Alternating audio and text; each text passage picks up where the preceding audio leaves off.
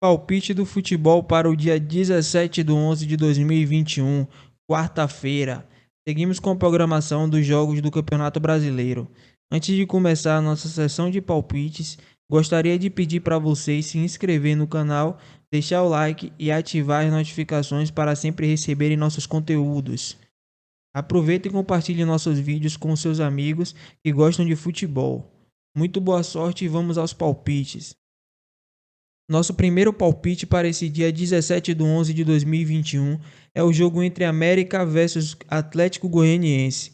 Nossa aposta é acima de 1,5, ou seja, 2 gols ou mais.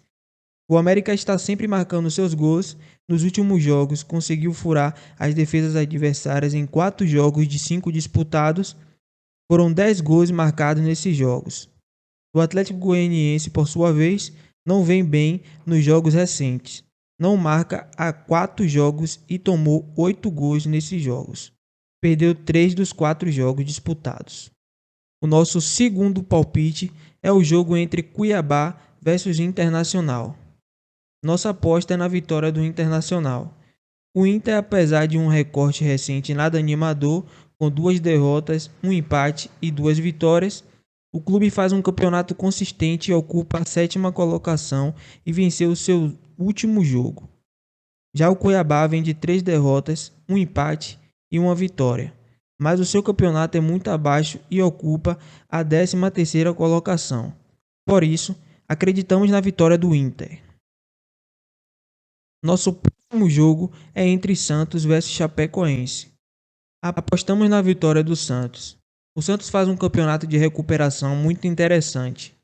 Ganhou 3 jogos, empatou 1 e perdeu apenas 1 nos últimos 5 jogos. Já a Chapecó é a lanterna da competição e recentemente não nos dá perspectiva de melhoras, com 3 derrotas nos últimos 5 jogos disputados. Nosso quarto palpite do dia é do nosso grande clássico rei. Jogo entre Ceará versus Fortaleza. Nossa aposta é nos ambos marcam.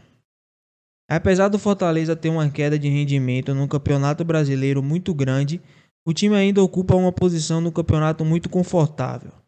Nos seus últimos 5 confrontos, foram 4 derrotas e um único empate.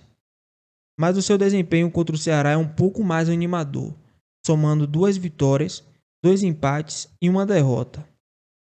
Já o Ceará vem de 3 vitórias e 1 empate e 1 derrota. O desempenho recente muito bom no Campeonato Brasileiro, apesar do confronto direto levar à desvantagem, por isso acreditamos em um jogo com gols para os dois lados.